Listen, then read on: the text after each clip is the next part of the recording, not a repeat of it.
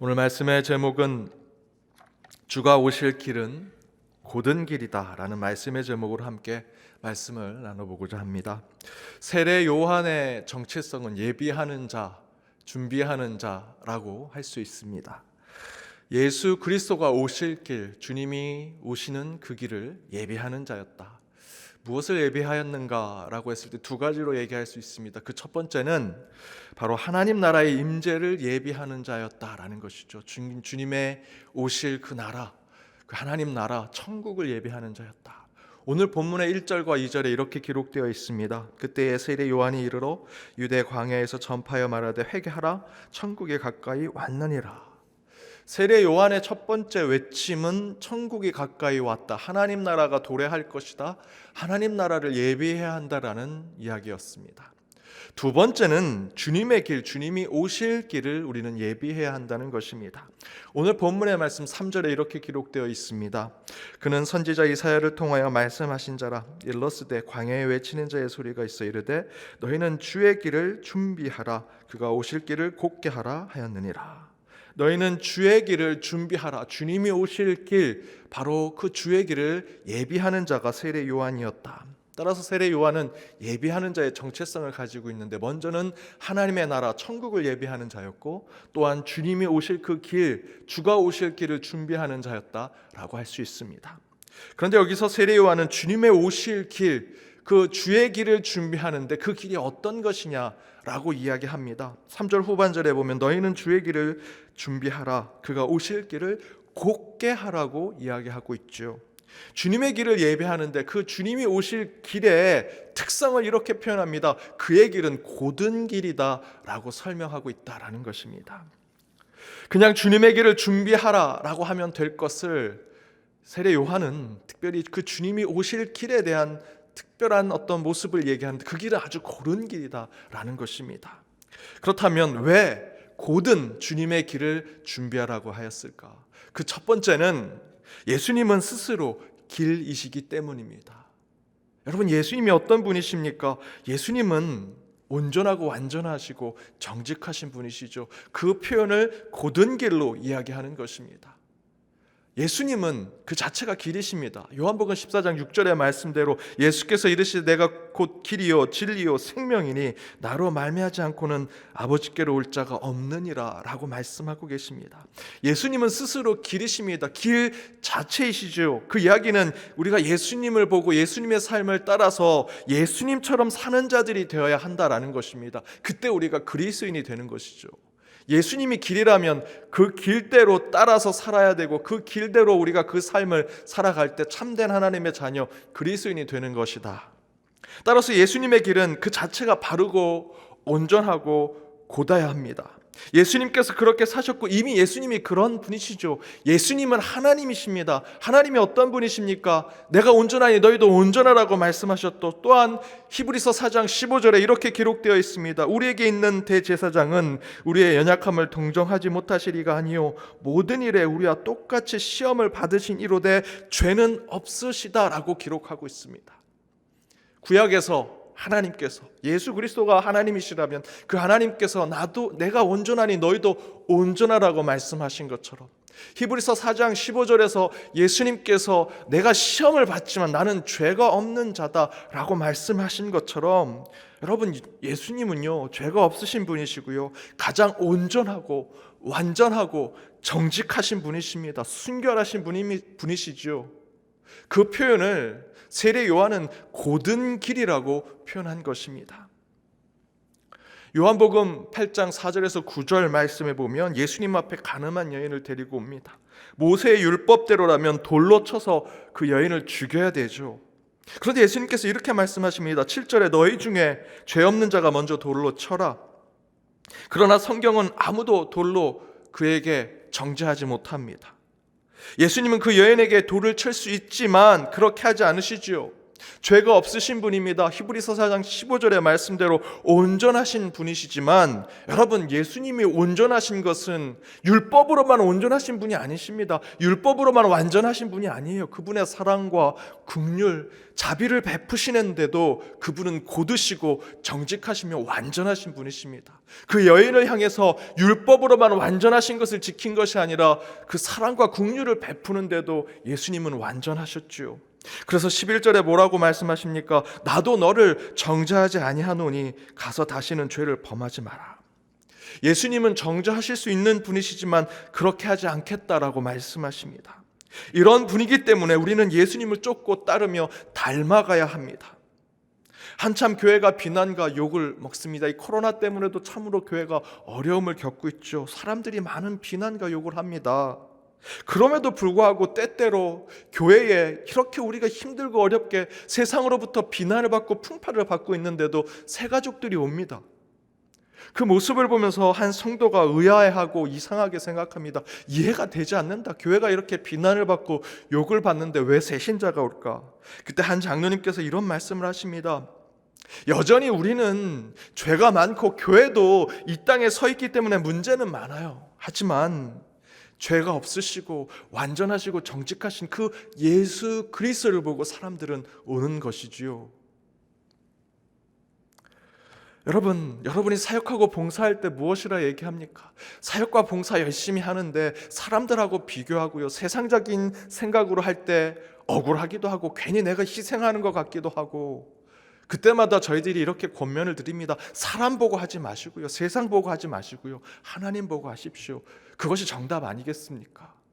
저와 여러분이 교회 일을 하는데 어려움이 있지요. 하지만 우리가 그것을 주님이 주신 소명과 사명으로 굳건하게 그 사명의 일들을 감당할 수 있는 것은 하나님 보고 하는 것이죠. 사람 보고 하는 것이 아닙니다. 우리가 착각하지 말아야 할 것은 여러분 때문에 교회가 운영되는 것이 아닙니다. 소그룹이 진행이 되고 교회 공동체가 잘 되는 것이라 착각하면 안 된다라는 것입니다. 제가 개척교회를 하면서 철저하게 깨달았던 것이 있습니다. 이 사람을 꼭 세워야 되는데 그분이 계속해서 고사를 하고 못하시겠다라고 합니다. 그때마다 하나님 이분을 세워야 됩니다 라고 하지만 하나님께서 주시는 음성은 그 사람이 아니더라도 나는 이 일을 할 것이다. 사람이 중요한 것이 아니구나 라는 것을 깨닫게 합니다. 그 개척교회를 떠나고 제가 연동교회로 왔습니다. 내가 없으면 이것도 안 되고 저것도 안 될 텐데 괜찮을까? 그런 걱정을 제가 했습니다. 괜한 걱정이었습니다.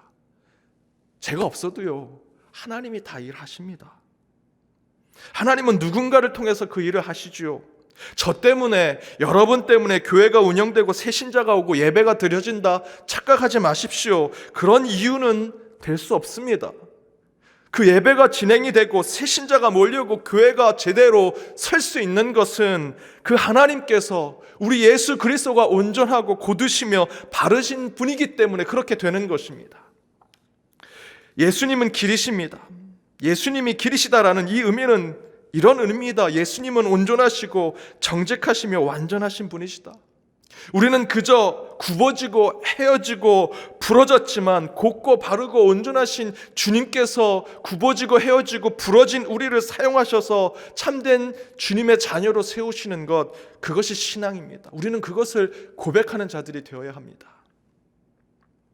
예전 예배 때 말씀드린 이야기죠. 성 어거스틴이 이렇게 표현했습니다. 하나님은 구부러진 막대기를 가지고 똑바로 선을 그으신다.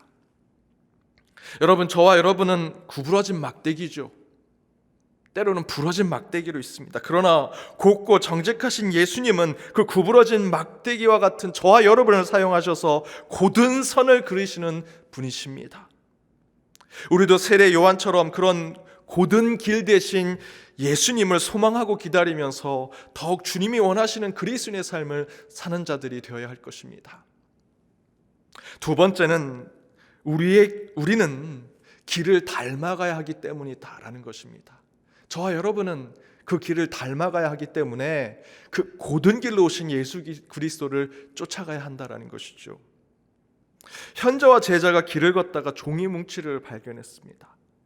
현자가 묻습니다. 그 종이 뭉치가 뭐냐? 냄새를 맡아보니 향 냄새가 납니다. 향을 쌌던 종이 뭉친 것 같습니다 라고 얘기하죠. 조금 길을 걷다가 새끼줄을 보게 됩니다. 현자가 또 묻습니다. 그 새끼줄은 뭐냐? 이 새끼줄의 냄새를 맡아보니 비린내가 납니다. 아마 생선을 묶었던 줄이었던 것 같습니다 라고 얘기합니다. 그러자 그 현자가 이렇게 얘기합니다. 사람도 이와 같다. 종이가 무엇을 쌌느냐에 따라서 그 종이가 다른 종이가 되는 것처럼, 새끼줄이 무엇을 묶었느냐에 따라서 그 새끼줄이 다른 새끼줄이 되는 것처럼, 사람도 누구와 함께하고 어떤 길을 걸었느냐에 따라서 다른 사람이 되는 것이다. 어진 사람과 함께 걸으면 그 가운데 도덕과 의리를 지키는 사람이 되는 것이고요, 어리석은 사람과 함께 걸으면 그는 재앙과 죄가 가득한 삶을 살아가는 자가 될 것입니다. 왜냐하면 사람은 걷는 길에 따라서, 그 길을 누구와 함께 걷느냐에 따라서 그의 삶이 달라지기 때문이죠. 그렇다면 저와 여러분은 어떤 길을 걷고 있습니까? 어떤 사람과 그 길을 걷고 있습니까? 특별히 영혼의 삶을 사는 우리는 그 영혼의 길이 되어주시는 예수 그리스도의 길을 걷는 자들이 되어야 하고요, 그 길 가운데 주님과 동행하는 자들이 되어야 할 것입니다. 왜냐하면 우리는 우리가 걷는 그 길을 통해서 그 길을 닮아가고 쫓아가고 그 길대로 살아가고 그 길과 함께 걷는 자와 함께 우리의 삶이 달라지기 때문입니다. 따라서 우리 믿음의 사람들은 예수의 길을 걸어야 하고요, 예수와 함께 그 길을 걸어야 합니다. 그런데 바로 그 길 대신 예수께서 고든 길로 오시고요, 고든 길이 되어서 이 땅에 오신다, 세례 요한은 증거하고 있습니다. 그렇다면 우리의 신앙도 고든 신앙, 바른 신앙, 정직한 믿음의 길을 걷는 자들이 되어야 할 것입니다. 사랑하는 여러분, 세례 요한은 예수의 길을 예비했습니다. 그러면서 세례 요한은 그 예수의 길이 고든 길이다, 그 길을 내가 예비할 것이다 라고 세례 요한이 얘기하죠. 예수님께서 오시는 길은 고든 길입니다. 왜 고든 길입니까? 예수님 자신이 길이시기 때문이고요, 또한 우리 인간은 그 길을 닮아가기 때문입니다. 예수님은 길이요 진리요 생명이십니다. 곧 예수님은 하나님이시죠. 내가 온전하니 너희도 온전하라고 하신 온전하신 하나님이십니다. 우리를 정직하게 구원하신 분이고요, 그 구원을 통해 우리에게 생명을 주신 분이십니다. 그래서 선하고 완전하시며 정직하신 그 예수님은 당연히 고든 길, 바른 길로 오실 것이고, 우리는 그 길 대신, 고든 길 대신 주님을 쫓아가는 자들이 되어야 합니다.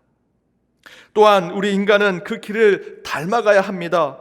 예수님의 길은 바르고 오르며 곱고 정직합니다. 왜냐하면 우리는 예수님을 쫓아가면서 그 길의 모습, 그 길의 영성, 그 길의 삶을 닮아가기 때문입니다. 여러분, 새해가 된 지 3주가 되었습니다. 한 해 어떤 길을 걸으시고자 합니까? 어떤 분과 그 길을 걷고자 하십니까? 먼저 믿음의 사람인 저와 여러분은 세례 요한이 예비했던 그 예수 그리스도의 길, 그분의 곱고 정직하며 바른 길을 걷는 저와 여러분이 되기를 바랍니다. 그 길을 우리의 생명, 우리의 진리, 우리의 길 대신 예수 그리스도와 함께 걸어 한 해도 승리하시는 저와 여러분 되기를 주님의 이름으로 축복합니다.